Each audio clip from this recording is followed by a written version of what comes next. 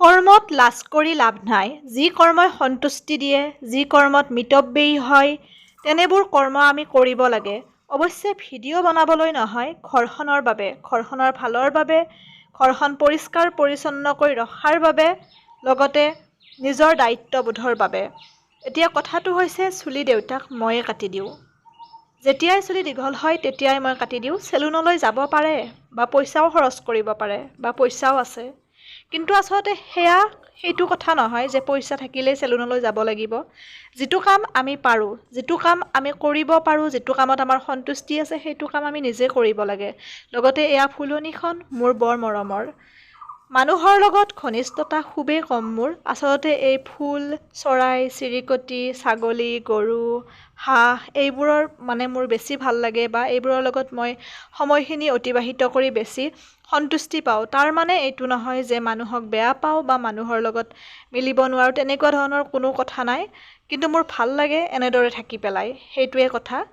আৰু দ্বিতীয় কথাটো হৈছে, ভিডিঅ'টো এইকাৰণে বনালোঁ, নাজানো কিমানজন উপকৃত হ'ব, কোনে কি শিকিব পাৰিব ভিডিঅ'টোৰ পৰা বা কাক কি শিকাব পাৰিছোঁ সেয়া নাজানো। আজি শিকোৱাৰ উদ্দেশ্যৰে হয়তো ভিডিঅ'টি বনোৱা নাই, কিন্তু ভিডিঅ'টি এইবাবে বনাইছোঁ। সেইদিনা এটা কমেণ্ট কৰিছিলোঁ এগৰাকী মানুহক। বিশেষ একো কোৱা নাছিলোঁ, মাথো কৈছিলোঁ যে ভাত খোৱা, চাহ খোৱা ভিডিঅ' বনোৱাৰ পৰা কাৰো একো উপকৃত নহয় বা নিজেও উপকৃত নহয়। সেইকেইটা টকা পইচাৰে একো সন্তুষ্টি নাপায়, গতিকে শিকনিমূলক ভিডিঅ' বনাবলৈ মই অনুৰোধ কৰিছিলোঁ। তেওঁ কমেণ্টটো বৰ বেয়াকৈ ক'লে, আচলতে অকণমান আঘাত পালোঁ। একো নাই, কৈছিলে তেওঁ গাঁৱৰ মানুহ, কষ্ট কৰি পেলাই চলে, কিন্তু আমিও গাঁৱৰে মানুহ, আমিও কষ্ট কৰি চলোঁ। বহুখিনি কষ্ট কৰিব লগা হয় ৰাতিপুৱাৰ পৰা, কিন্তু প্ৰতিটো যদি ভিডিঅ' দিওঁ, সদায় যদি ফুলখিনিত পানী দিয়া ভিডিঅ'টোৱে দি থাকোঁ, সেইটো যিহেতুকে মোৰ নিত্য নৈমিত্তিক কাম, সেইটো ভিডিঅ' দিয়াৰ কোনো যুক্তি নাই বা মই আজিলৈ এদিনো দিয়া নাই।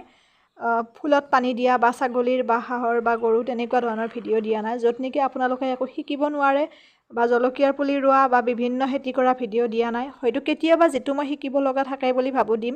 এতিয়া মই আজি এই ফুলখিনিত পানী দিছোঁ বা দেউতাক চুলি কাটি দিছোঁ, আপোনালোকে নাভাবিব যে মই ভিডিঅ' বনাবলৈ এইটো কাম কৰিছোঁ। এইখিনি কাম মই কৰোঁৱে, ওচৰ চুবুৰীয়াই জানে বা মানুহে জানে যিখিনি জানিব লগা থাকে। ভিডিঅ' বনাবলৈ এইটো কৰাৰ মোৰ কোনো প্ৰয়োজন নাই। মাথো মই এই কৰ্মখিনি এইবাবেই দেখুৱাইছোঁ যাতে জানক, সকলোৱে বুজক যে ময়ো কৰোঁ কাম বা মোৰো এইবোৰ কাম কৰা হয়, কিন্তু মই ভিডিঅ' নিদিওঁ। যিখিনিৰ পৰা আপোনালোকৰ একো উপকাৰ নহয়, একো আপোনালোকে শিকিব নোৱাৰে, তেনেকুৱা এটা ভিডিঅ' দিয়াৰ মোৰ কোনো উদ্দেশ্য নাই। সেইদিনাখনেও কৈছোঁ মই কিবা এটা ভিডিঅ'ৰ মাজতে, আচলতে এইবোৰ কাম কৰিব লাগে। বৰ্তমান যিখিনি যুৱ প্ৰজন্ম, উঠি অহা ল'ৰা ছোৱালী, তেওঁলোকে অকল চাকৰিমুখী চিন্তা এটা লৈ পেলাই বহি থাকে, তেনেকুৱা কোনো কথা নাই। প্ৰতিটো কামতে যদিহে মন দি কামটো কৰা হয়, সকলো কামতে সফলতা আছে মোৰ বোধেৰে। বিশেষকৈ ল'ৰাসকলক কৈছোঁ, কামত কেতিয়াও লাজ কৰিব নালাগে, মাথো মন দি পেলাই বা একাগ্ৰতাৰে কাম এটা কৰিব লাগে, তেতিয়া সফলতা নিশ্চিত আছে, সফলতা হ'বই। আৰু যিখিনি কাম নিজে পাৰে বা নিজৰে হওক বা ঘৰৰে হওক, নিজে কৰিব লাগে, লাজ কৰাৰ কোনো প্ৰয়োজন আহি নপৰে। এতিয়া চুলি কটাটো একো ডাঙৰ কথা নহয়, সকলোৱে কাটিব পাৰে, মাথো অকণমান গুৰুত্ব সহকাৰে কাটিলেই হ'ল। ঘৰৰ দেউতাৰে হওক বা ভাইটিৰে হওক বা কাৰোবাৰে হওক, দাদাৰে হওক, চুলিখিনিতো নিজে কাটি দিব পাৰে, তেতিয়াও পইচাটো বাচি যায়। পইচাটো চেলুনত দিয়াটো ডাঙৰ কথা নহয়, কিন্তু নিজে যে এই কামটো কৰা যায়, তাতে যথেষ্টখিনি সন্তুষ্টি পোৱা যায় আচলতে। গতিকে মই সেইবাবে কাটি দিওঁ, আচলতে মোৰ ভাল লাগে। তেনেকুৱা ধৰণৰ কথা। তাৰপিছত সেইদিনাখনে যে মাটি পেলাইছিলোঁ, পইচা পাই পেলাই আপোনালোকক দেখুৱাইছিলোঁ, এয়া দি থকাই হৈছে মাটি, আচলতে আৰু দিব লাগিব যথেষ্টখিনি। তাৰপিছত আপোনালোকক দেখুৱাম। আশা কৰোঁ আজি ভিডিঅ'টিয়ে একো উপকাৰ নহ'লেও অপকাৰ হোৱা নাই কাৰো।